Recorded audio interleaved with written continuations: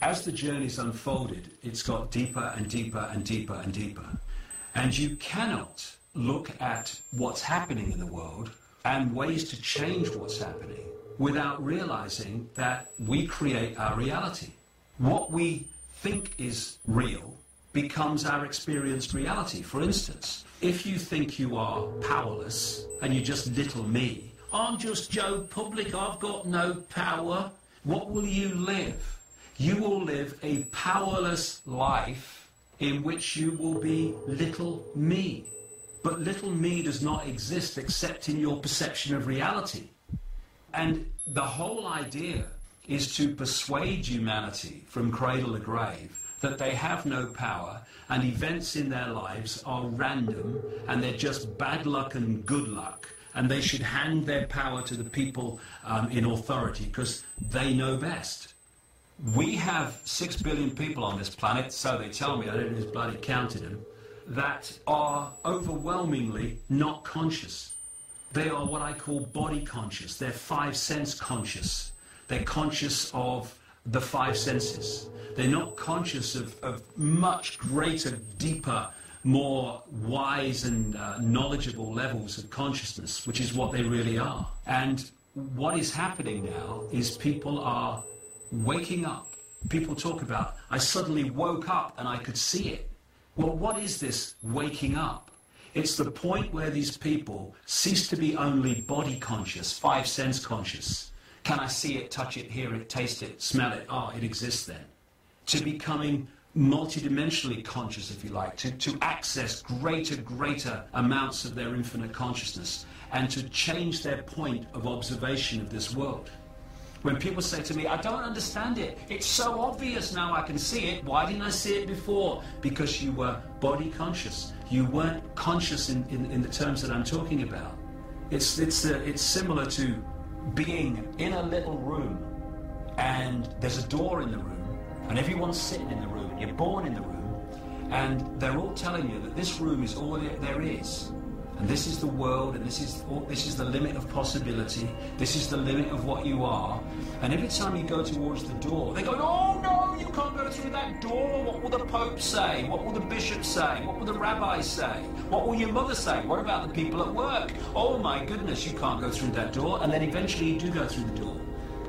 And you open it and you walk through and you realize, hey, that little room is not all there is. It's not who I am. And you walk down the corridor and you walk across the courtyard and you walk out the gate and you walk up the hill and you turn around and you look back. And what you see is vast walls with broken glass and barbed wire across the top and guards parading up and down the battlements. And you see the little building. And inside the little building is the little room that you spent your whole life believing was the limit of possibility and the limit of what you are. And that's where the elite want you to be, because when you are 5 sense conscious, they got you, because they're manipulating the 5 sense world. When you expand your consciousness by removing preconceived ideas and programmed beliefs and just start with another blank sheet of paper, you symbolically walk to the top of that hill and you look back and you go, my God, I can see it now. Because if we remain 5 sense conscious, we can forget it. Because they control access to the 5 senses through what we hear, what we eat, what we smell, what we see. Look at society, the way it's structured.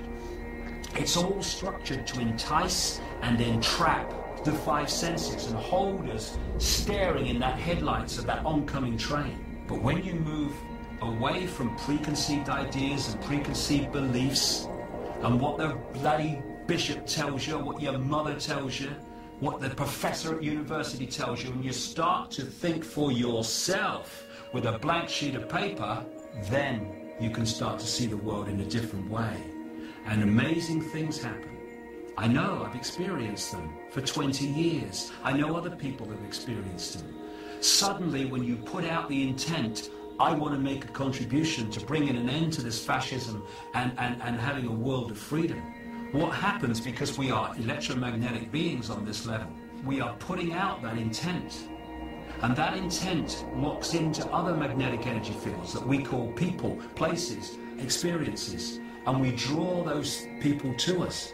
And we call it synchronicity. We call it, what a coincidence. I think like this, I want to do that, and you come into my life, and you think like that, and you want to do the same. You get this meeting of minds, this drawing in of like minds, and this inspiration of where we go next. Because it's not for me to tell anyone how they react to this increasing police state. We are drowning in people telling others what they should do, what they should think, how they should react to this. We don't want any more of that. We need to encourage people to become conscious so they are inspired themselves on how they should react from their perspective to what is going on. We want no more sheep following the shepherd, no more herd mentality, frightened of leaving the field. We need people to become conscious in themselves and for them to make their decisions on what they do and how they react to this situation we're talking about. Because if that doesn't happen, forget it. Because I tell you, may not like it, it's just my view. There are large numbers of conspiracy researchers who are not conscious, they're body conscious. And it's great what they're doing because we need to know about the manipulation of banking systems and political systems and all the rest of it. But if that's where it ends, all we're going to do is learn more and more about the prison cell. I want to know where the key is. Where's the key to open this door? To walk out of the cell, not to learn more about it. And the only way to find that key is by becoming conscious. To start to access higher levels of consciousness so that we can perceive the world from a much higher perspective of knowledge, understanding and wisdom, and have the inspiration of how we react and respond to the situations that we face with the gathering police state. If we don't become conscious, then forget it, it's all over. Fortunately, vast numbers of people are going through that process, and it's that is going to bring the house of cards down. Not marching in the streets with banners, not stockpiling weapons, people becoming conscious, and not only that, having then the courage to act upon the situations they face without fear of the consequences.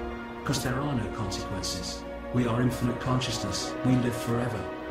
There are no consequences. So we leave this world a little bit early, trying to do what we believe is right.